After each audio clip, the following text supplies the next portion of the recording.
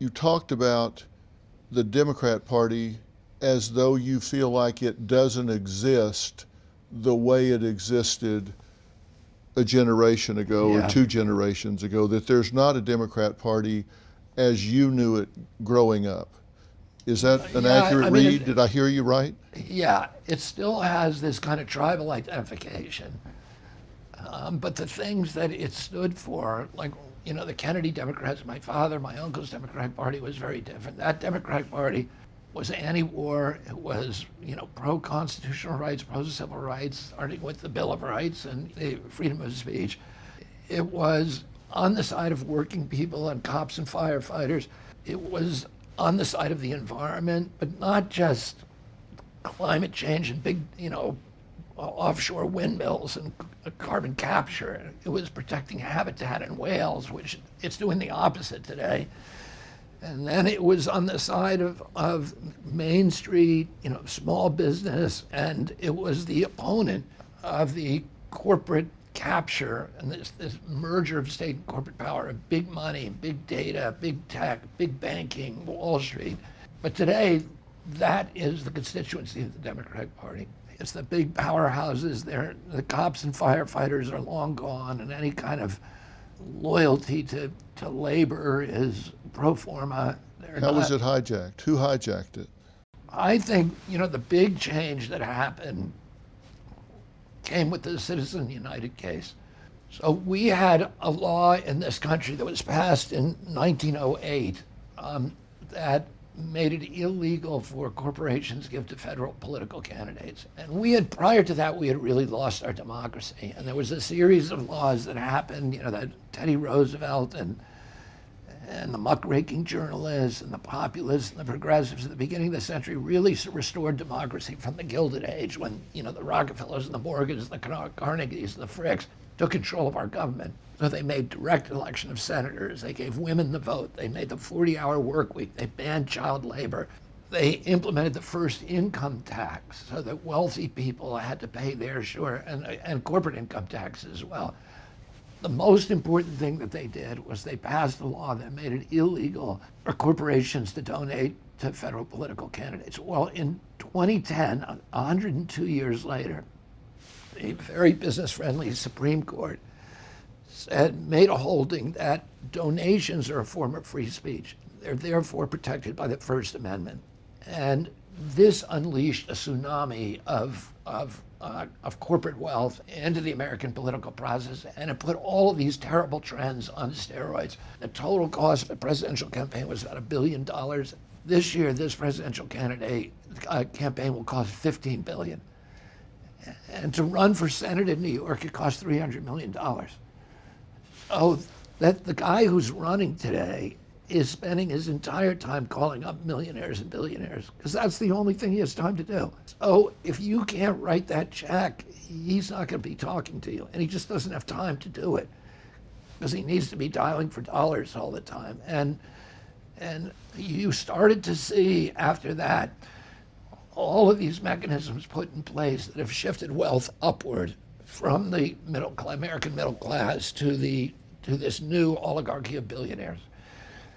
And during COVID, was kind of the coup de grace of that trend. So COVID, we shut down all the Main Street businesses, 3.3 million businesses, insane. And they didn't come back. No, and 41% of black-owned businesses will never reopen. And some of those are 3 generations of equity in them. Yeah. And who did we leave open? Amazon and and Walmart and Facebook, and they all made billions and billions because they got to close their competitors. And there was $4.3 trillion shifted upward from the American middle class to this, new aristocracy that we have. And we created in 500 days a billionaire a day globally. So you're seeing this concentration of wealth, and between the Citizens United case in 2010 and COVID in 2020, 10 years, I think our government, the political parties, everything in our country was transformed. And you're seeing more and more infiltration and evidence of the intelligence agencies manipulating the public, controlling the media, these really disturbing, terrible trends that are going to now again accelerate with the introduction of AI. What's your biggest fear if the Harris-Walz ticket is successful?